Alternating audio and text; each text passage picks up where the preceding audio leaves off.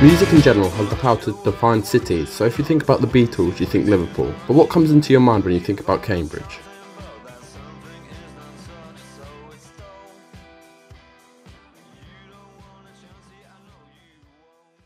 Record shops used to be the centre of the music scene in the late 70s and 80s, with stores such as Rough Trade helping artists get their music heard. But how are record shops helping young bands in 2019? Okay, well, there's quite a good music scene here in Cambridge. There's lots of local bands, big and small, and yeah, we stock any and all of the local bands' releases, support their gigs a bit, but we stock it on vinyl, but sometimes on CD too. And yeah, it's quite a nice little scene here. I mean, some do advertise us. It's quite nice when they do, but I wouldn't say that's the number one priority in terms of getting your name out there.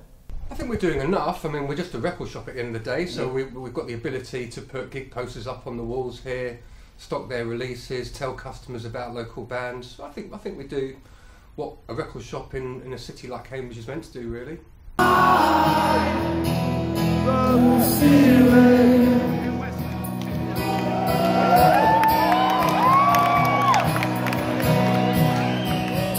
So do people involved in the local music scene think Cambridge has one of the worst music scenes in the country? Whether it's ranked in terms of best or worst, but I do think that a lot of bands come through here in Cambridge. There's quite a vibrant scene, always has been.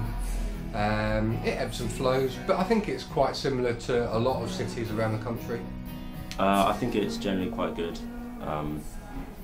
There's a lot of places to play, and a lot of places to get your name out there, especially for new bands.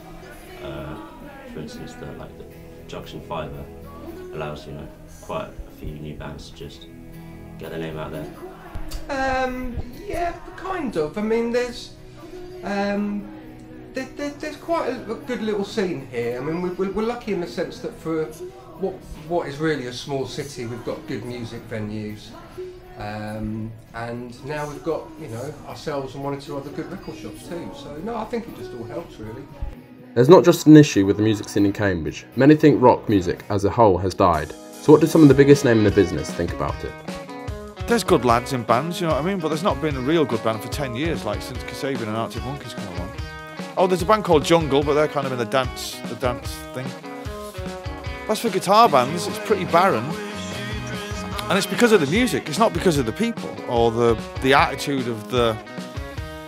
I suppose the attitude of the record companies is a bit questionable, particularly in England, towards guitar music. I don't think rock and roll ever dies. It's more of an attitude, to me.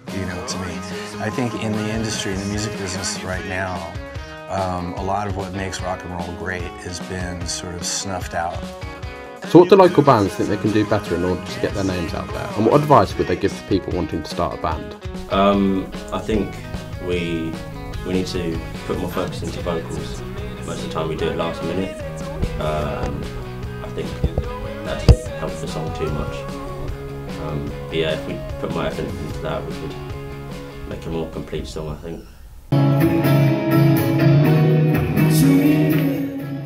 Don't kind of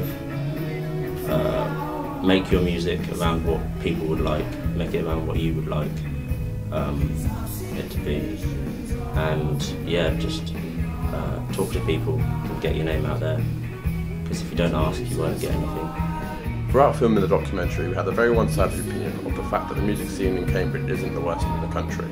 However, whilst the people we interviewed said this, we only interviewed a small amount of people, and because of this, we decided the music scene on the whole is below average.